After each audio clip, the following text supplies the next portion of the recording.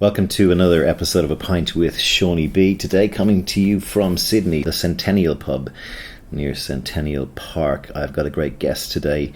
He's a guy I've known for many years. His name is Guy Venables. Guy is a guy who actually is single-handedly responsible for the whole area of photographers' agents.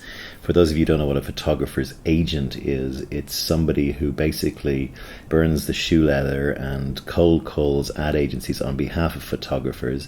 And it was an industry that never existed in Australia, Asia, and many parts of the world. And Guy, through his company, set it up and became very successful at it. He's a very creative individual.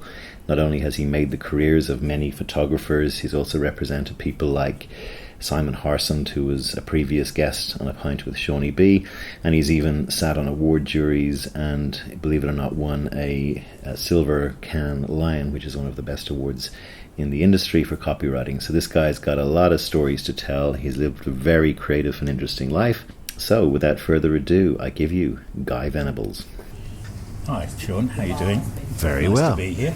Tell me a little bit about where you're from and how you ended up here. I grew up Where were you born? I was born in Croydon, Surrey. Okay. There's nothing to be proud of. It's now a big suburb of southern London, just about. At the age of 4, my mother, a single mother, moved myself and my sister to the countryside. Right. And I think that was the greatest gift she could have given us. Growing up in the countryside was fantastic.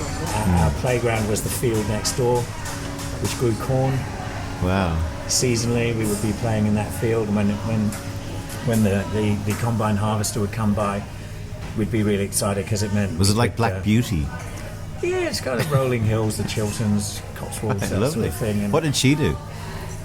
oh my God, she did all sorts of things. I mean, it was really hard to be a single mum in the I 60s. Bet. Yeah. So, you know, did everything from laying tables to working in an office, and then eventually running an accounts department for the Hydraulics Research Station. I think it was a National Energy Research Council was near us in Wallingford and stuff like that. Is she still with us?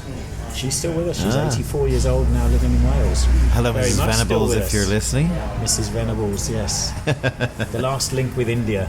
Yeah, she immigrated from India. So. Really? Is your mother Indian? She's Anglo-Indian. That's why everyone thinks I'm Italian or Greek. Well, that works. Because I've got a tan. You're halfway. No, I'm Oh, wow. What was it like for her when growing up? I think it would have been really difficult for her, because Anglo-Indians in India were regarded as sort of the buffer between the British and the Indian Indians, and they had sort of middle management jobs. Right. And then when things changed, they were given a choice, stay or go. And a lot of Anglo-Indians went to Canada, some to Australia. The family used to live in a place called Kharagpur, which is its main claim to fame is having the longest platform in the world. Train platform. Train platform. Because my grandfather worked for the, I think it was Nagpur or Kharagpur Railway. He designed bridges, draftsman. Right. And he had 3 daughters and 1 son. So your grandfather decided to take the whole family out? The whole family to England, yeah. They moved to Dartford, and you go from a sort of a lifestyle where you've got servants and your sort of management to arriving in Britain in the 60s. Yeah. A bit racist. Very racist. Very racist. Still today. Sharing in a terraced house, getting your feet on the ground, and sort of other relatives helping you get settled and things like that. So all of that struggle. And then my mum, eventually things evolved. She meets my dad. I think she met my dad in the RAF, and then they moved to Croydon, and I was born. Ah, okay. So did you go to school in this new place you went to, this new Elysian field that your mum moved you to? Well, I passed the 11 plus, ended up in this really strange school called Wallingford Boys Grammar. I think it was built in 1672 or something, and then the new building was 1860 something. Anyway, it was old. Very Tom Brown school. And ironically, I was the Venables, because there's a Venables at Tom Brown school. Yeah. I was the Venables in there. And the masters were, affectionately with hindsight, all completely bonkers, all eccentric. I don't know what it was. It felt like the madmen were running the nut house. That was something that we all joked about, because one of the largest psychiatric hospitals was situated in the village I grew up in.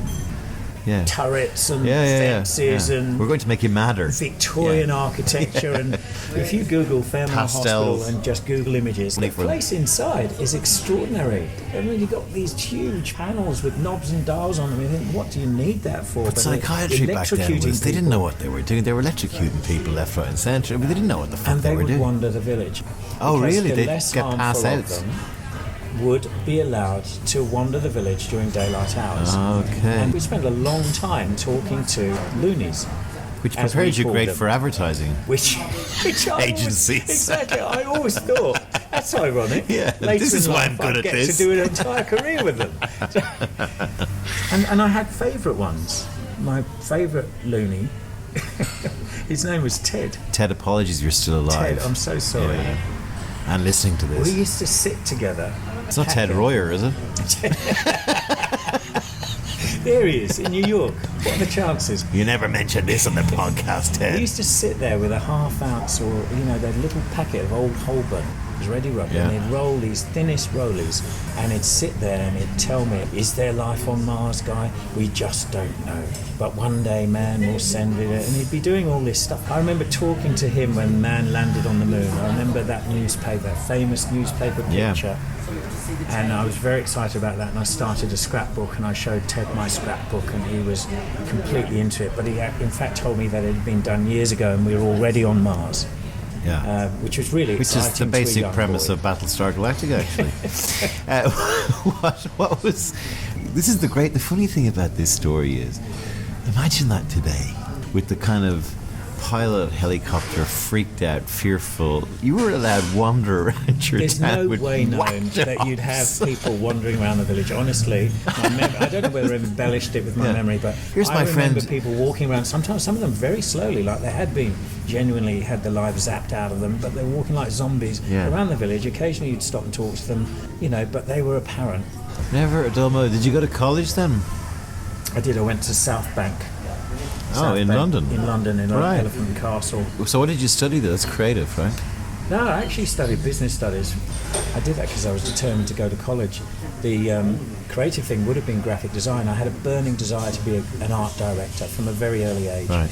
I left school at 18 after doing my A-levels, and I applied to do graphic design. My first job out of school happened to be in Habitat. Habitat is a company that a guy called Terence Conran started, a very famous designer.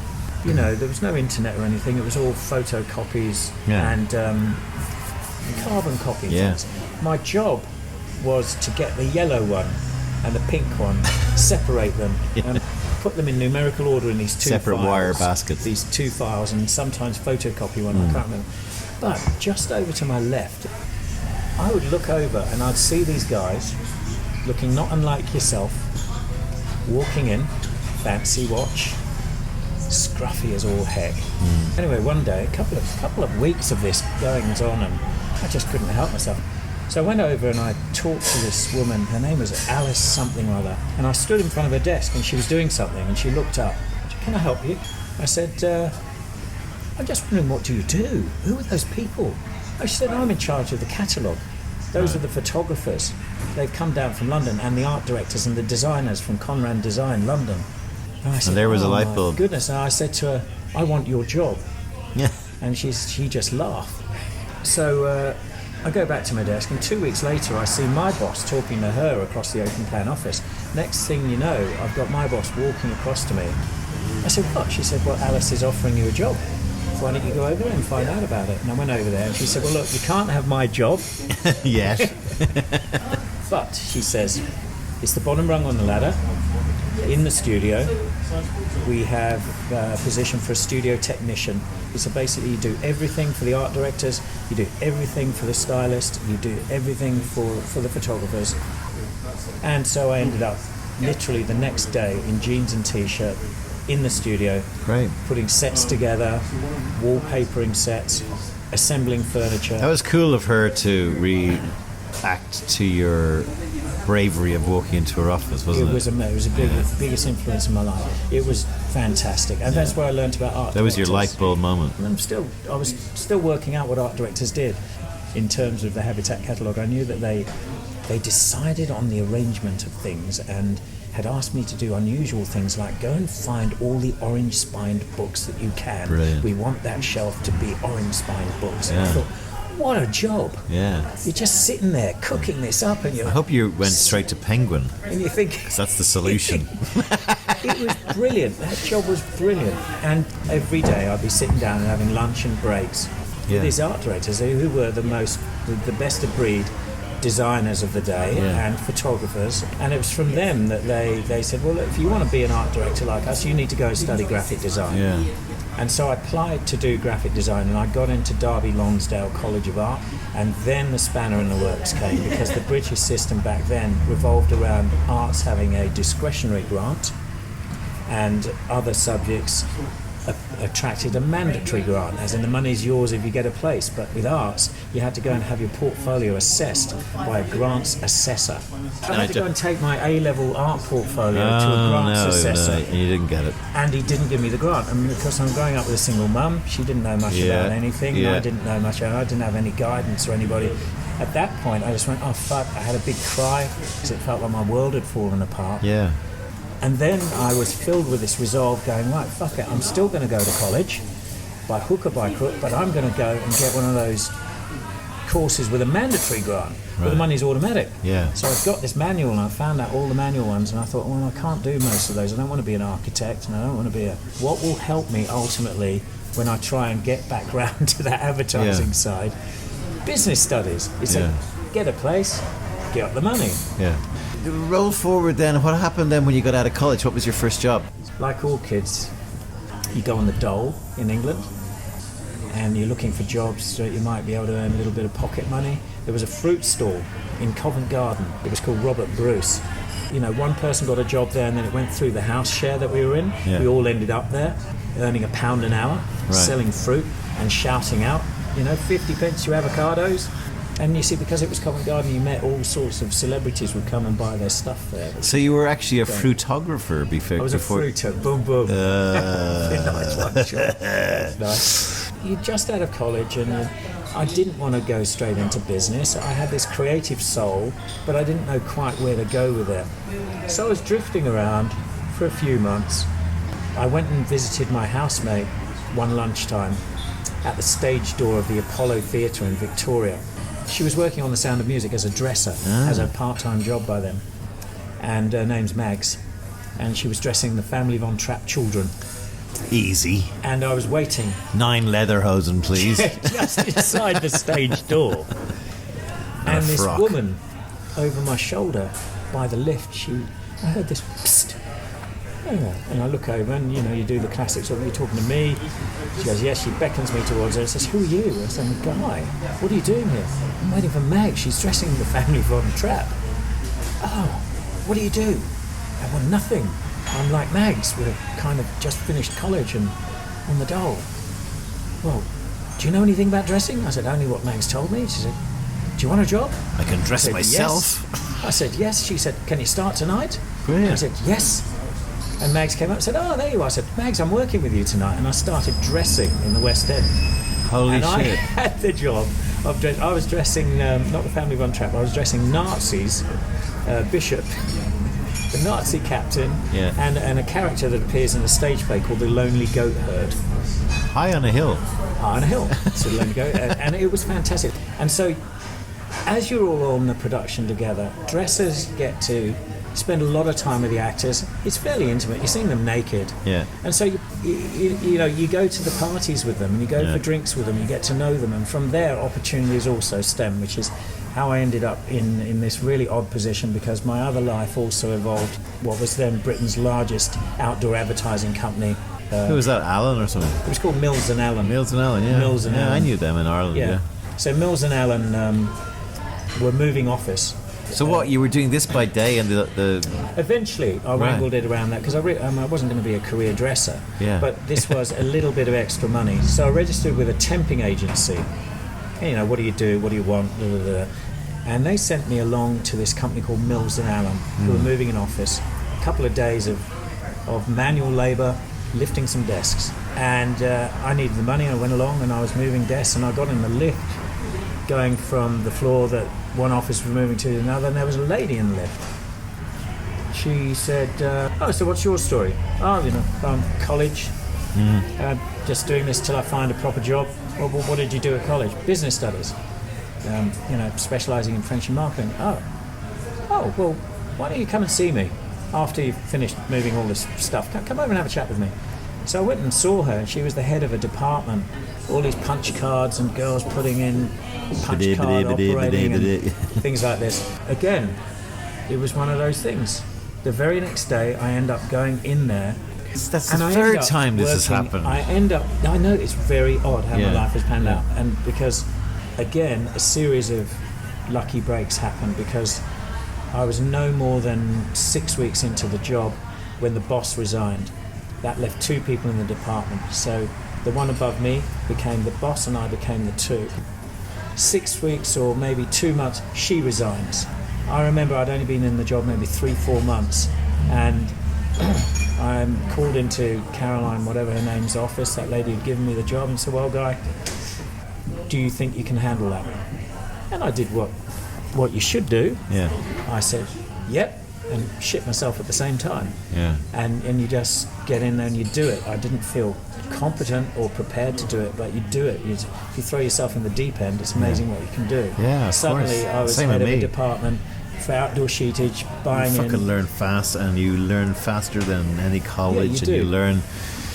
And people help you actually because they know you're a junior. And you swim. So what happened then that Your made creative thing though is beginning to niggle you. Yeah. Because you've got a creative soul, but you're being taken up this funny path. Yeah. Then another pivotal moment happens in my life. My phone rang, and there was a hysterical woman on the other end. "Oh, Guy, is that Guy?" "Yes." "Thank God I found you. Who is this?" "It's Cynthia." And I think, "Cynthia?" Because I haven't heard from Cynthia. Who's Cynthia?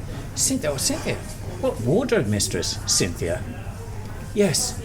She said, "Guy, I need your help." I said, "Cynthia, I was now a year down the track at least." You hadn't seen her in a year? No, I was a year down the track from dressing. I wasn't dressing anymore. I'd given up the Sound of Music, because now Mills and Allen and running the national division for campaign coordination. I was a national campaign coordinator.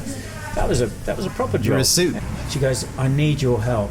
And I remember thinking at the time, "No, I'm not going to do this." And then she did the worst thing. She started crying, and I'm like, "Oh no." She was rambling. She was in a panic, going, "He sacked the last 2. I need a non-gay male dresser, and I need one now. You've got to help me." Right. And I said, "Who the fuck is this person that's upset you so much?" She said, "Peter O'Toole." And I said, "What, the Peter O'Toole? Yeah, he Lawrence was of like Arabia?" that. Yeah. She said, "Yes. Can you come down to the theatre after work It's the and Irish. dress Peter O'Toole?" I said, "I think I might be a dresser again." Yeah. So I left work and walked from... What play was it? Man and Superman, George Bernard Shaw. Yeah. Jack Tanner he played. Yeah. And I went down there. And Was he drinking heavily? He wasn't drinking because he'd had a big operation.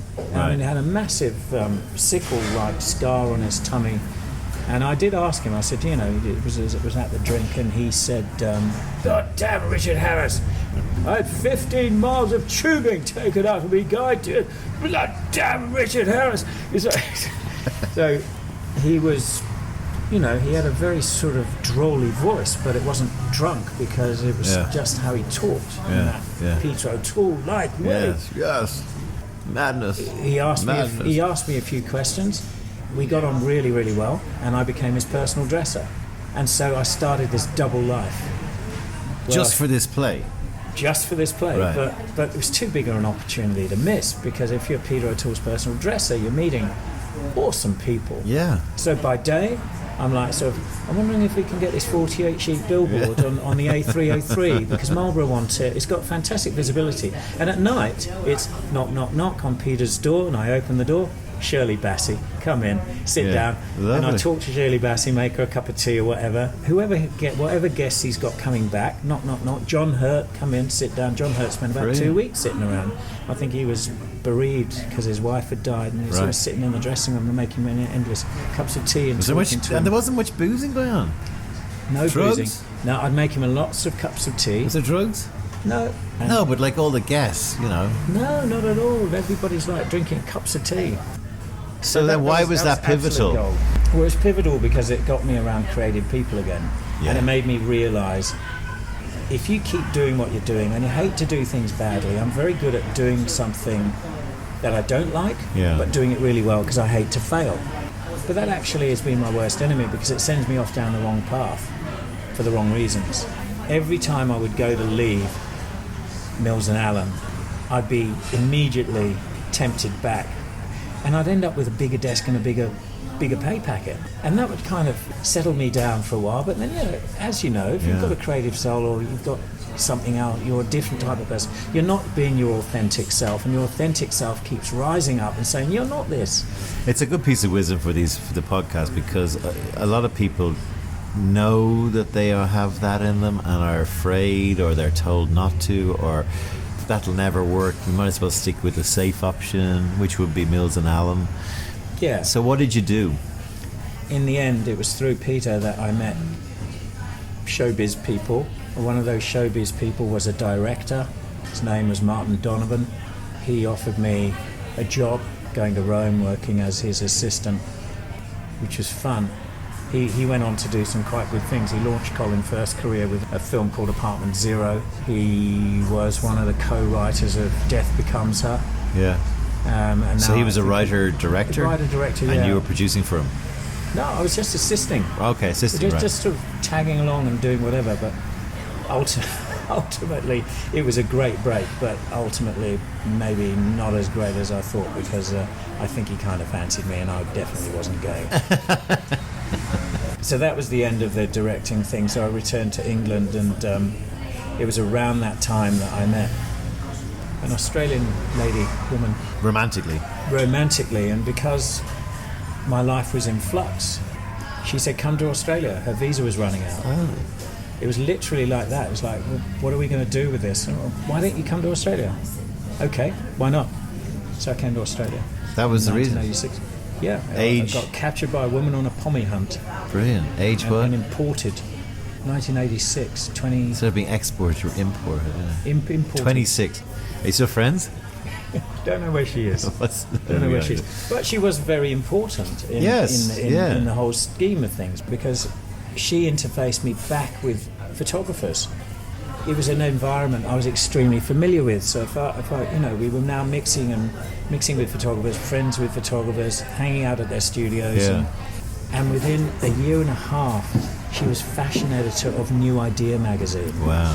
Which is, or was, the biggest selling weekly magazine in Australia. And suddenly our life overnight changed, because when you're the fashion editor of Australia's most powerful magazine, suddenly you're courted by everybody. Yeah. Our cupboards were so full of gifts and giveaways, and God knows what. And you're on the Alabache yacht, and you're at the front seat of the Logies meeting John Travolta and Ernst Borgnine and all this stuff. So was this crazy? But this was all... That's nuts, right? I mean, again, this is preposterous. Yes, it is. But at the time, but brilliant. It was like... At the time, brilliant. At the time, but brilliant. also when normal. I look back, I go, how does that happen? Yeah. It is nuts, completely nuts. But by then I'd started my fledgling management company, and that had come about directly as a result of knowing her name was Paula, and she naturally should be hanging out with photographers, and very often by then I'd actually got myself a job in a very small advertising / PR company. I think they're more PR than advertising, in all honesty. Down St Kilda Road. They were called MAAM. My job was to be account director and new business development, which I did quite well. The new business development thing literally was yellow pages or whatever, printed resource, because no internet, phoning people up and doing the sell and getting the foot in the door. And I was landing them good business, and my job was basically, a large part of it was a reward based on the first 6 months retainer. I was getting a clip, and that commission was a bit slow in coming, and I would join Paula and her friends down at these photographer studios, at the end of a Friday, usually around 7:30, with my six-pack, and they'd have been boozing since lunchtime. Yeah. Again, with the photographers who looked pretty much the same as those Habitat photographers with their lovely watch and a Range Rover in the car. I've arrived. And, you know... Yeah. These are the guys I want to work with. I want to be in their gang. I don't want to be doing this again. I'm in the suit again. What have I done? I've gone back down the suit thing and I want to be with them. And I'm sitting there and this photographer, David Granger. David, if you're listening, you changed my life. David was, well, obviously he'd been drinking. I think he might have been a little stoned. But I still remember his face to this very day, and this was the moment. He leant over the bench and he looked at me and he said, "Guy, every Friday you come here and you complain about your job. You complain about the suit and the tie and the hours you're having to do. But then your face lights up when you say you've landed this client and that client." He said, "Why don't you just change what you represent? You're actually good at what you do. Just change what you represent." Guy, do you know, in New York and LA and Paris and London, photographers like me, we have agents. We're managed. We're stars. You know, if we had someone like you, that industry hasn't arrived here yet," he said. And I said, "Dave, you're stoned. I'm not about to start an industry I don't even understand or know about in a country I hardly know." But that seed was obviously sown, and it was that moment. I didn't know that 2 weeks later it was going to change my life. Only 2 weeks it took to come up with. 2 weeks later, because this again is happenstance. 2 weeks later, I'd been asking for that commission check for a long time. Yeah. Months had gone by now. And now the boss, the MD, had gone on holiday. And the bookkeeper, his right-hand girl, had gone on holiday, and there was a relief bookkeeper in there.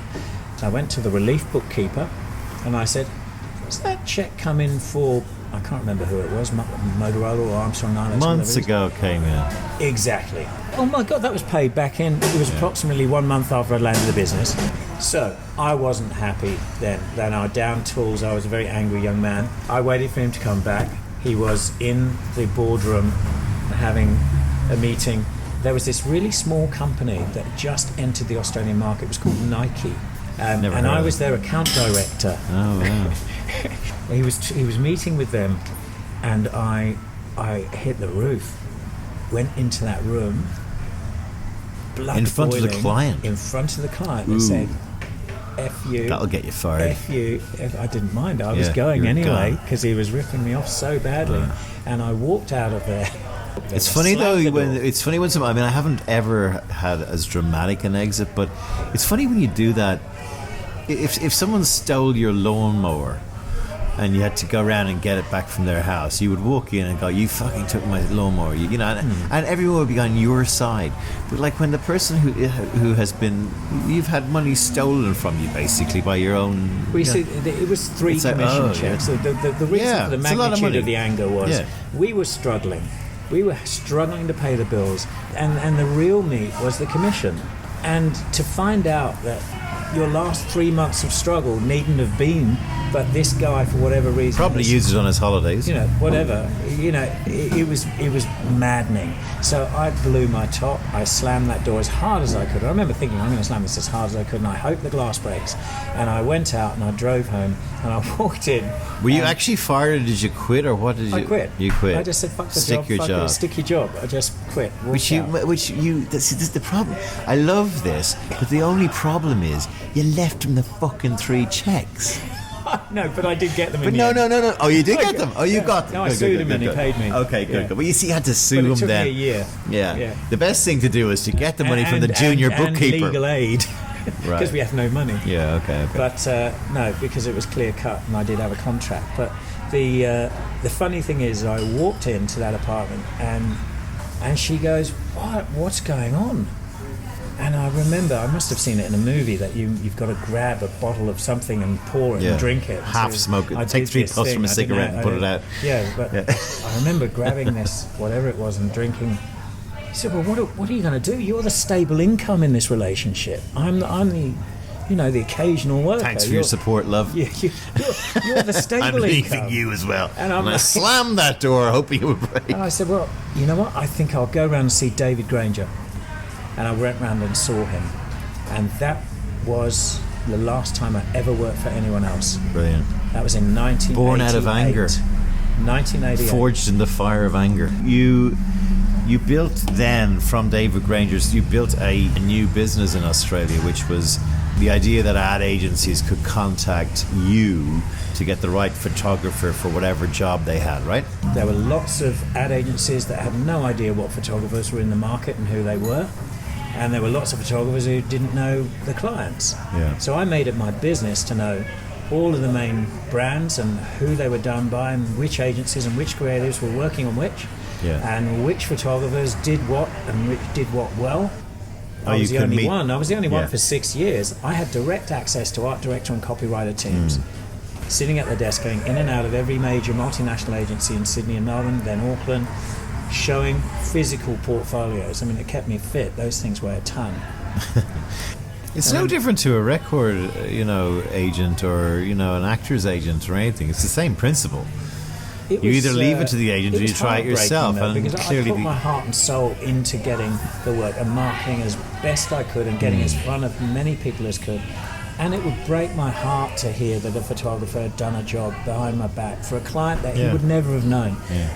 Time and time and time again, but you just keep going, believing that sooner or later things will come good. So you go through a couple of years of that, but then another big moment, and I think the difference that made the difference, and I love that sentence, try and find the difference that makes the difference. That's kind of been like a little mantra. And the difference that made the difference is one day I thought, I'm not getting anywhere because Australians, they just don't respect a middleman. They want to deal direct and they'll do all sorts of underhanded things. you were basically taking the money that these TV ad agencies in Australia, I can say that, you didn't say it, I said it, were overcharging their clients. So suddenly you arrive and I know if we can get this guy direct, we can charge like an extra 20, whatever you were taking, 20%, whatever. What would happen? It was 10% at first, but that was adjusted to 20% when I learned what the other agents were doing in the world.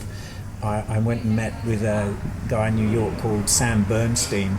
I've heard that Bernstein name. Andreuli. They're a very famous agency. They've actually founded the rep business in New York. Yeah, I've heard it. There was my first sort of insight into what real agents did and how it all worked. He rocked back in his big chair and he said, "It's that rarefied, deified, nullified guy," he says. It was that kind of accent. Okay, go that again. Rarefied? He says, rarefied. Oh, rarefied. He said, "Guy, you're going to learn this. It goes like this. Rarefied, deified, nullified.